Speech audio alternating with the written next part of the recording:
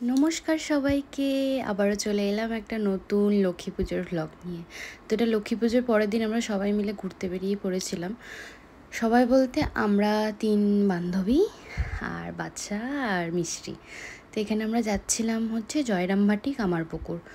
তো আবার সেই সুন্দর সবুজ ধান ক্ষেতের মধ্যে দিয়ে যাচ্ছি, এত সুন্দর লাগছিল। তো আমরা অনেক মজা, অনেক আনন্দ, অনেক হই হুল্লোড় করতে করতে যাচ্ছিলাম। করতে করতে আমরা পৌঁছে গেলাম সারদামণির আশ্রমে। তো সেখানে সম্পূর্ণভাবে ফোনে ভিডিও বা অন্য কিছু ফটো তোলা অ্যালাউড ছিল না। তো আমি যতটুকু পেরেছি ততটুকুই তোমাদেরকে দেখাচ্ছি। যেখানে যেখানে আর কি ভেতরটা আরও সুন্দর ছিল। আর 5 মিনিটের জন্য 11:30টার সময় সারদামণির আশ্রমটা খুলেছিল।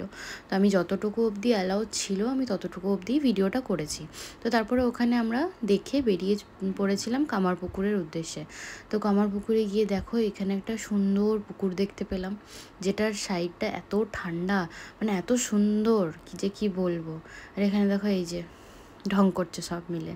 আর মিশ্রি রানী তো বাবারে কি খুশি ও, বাইরে সব কিছু দেখে ওর ঘরটা আসার ইচ্ছাই ছিল না। তো আমরা এদিকে পুকুরটাকে ভালো করে আরও অনেক কিছু দেখে আমরা চলে গেলাম টোটোতে করে সাইট সিন ঘুরতে। কারণ আমাদের সেদিন এতই কপালটা খারাপ ছিল যে আমাদের মেন আশ্রমটাই বন্ধ ছিল আমরা যে টাইমে গেছিলাম। তো ওই টোটো দাদা আমাদেরকে দেখাচ্ছিল যে রামকৃষ্ণদেব কোথায় কোথায় কী করেছিলেন, কোথায় পড়েছিলেন, থেকেছিলেন, এসব কিছু দেখাচ্ছিল। তো ওই একটা বাড়ি আমার ঠিক মনে নেই, কিন্তু উনি আমাদেরকে সব ভালো করে বুঝিয়ে বুঝিয়ে বলছিলেন। তো এখানে একটা শিব মন্দির আছে, এই শিব মন্দিরটা খুব জাগ্রত।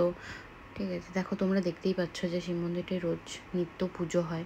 তারপর আমরা চলে গেছিলাম একটা দুর্গা মন্দির। ওখানে তো বোধহয় লাহা পরিবারেরই সব আর কি আছে। তো ওখান থেকে একটা দুর্গা মন্দির দেখলাম, যেখানে রামকৃষ্ণদেব যে ছাঁচ যে কাঠামোটায় পুজো করতেন সেই কাঠামোটা এখনও আছে, শুধু খড়গুলো চেঞ্জ হয়। আর দেখো তোমাদেরকেও তাই জন্য আমি দেখাচ্ছি যে কাঠামোটা কতটা সুন্দর। তোমরাও দর্শন করো, তোমরাও প্রণাম করো। হ্যাঁ, আমি দেখে এসেছি, আমার সাথে সাথে আমি চাই সবাই দেখুক। তো আমরা সাইড সব কিছু দেখে শুধু মনটা এটাতেই খারাপ লাগছিল যে এত দূর এলাম কিন্তু মেন আশ্রমটাই দেখতে পেলাম না।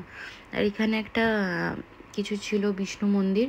তো বিষ্ণু মন্দিরের মধ্যে সব কিছু পাটে পাটে কংসবধ, তারপরে ওই যে সোনা ধার গয়না ধার নিয়ে রামকৃষ্ণদেব বিয়ে করেছিলেন সেটা ফেরতের সব কিছু খুব সুন্দর করে লেখা, একটা মূর্তি যে যেমন দেখছো ধাতুর আকারে করা আছে। খুব সুন্দর জায়গাটা, একটা দিন যদি দেওয়া হয় তো এত ভালো করে দেখতে পাবে মানুষ। কিন্তু টাইমিংয়ের সাথে সাথে যেতে হবে। আমরা একটা ভুল করেছি, যদি আমরা এখানে আগে চলে আসতাম তাহলে আমরা হয়তো দেখতে পেতাম। তো চলো দেখা হবে আবার নেক্সট ব্লগে। তো ততক্ষণ তোমরা আমাদের কারো গান শোনো। আর দেখো মিশ্রি রানীর মজা যে ও কী করছে গান শোনা।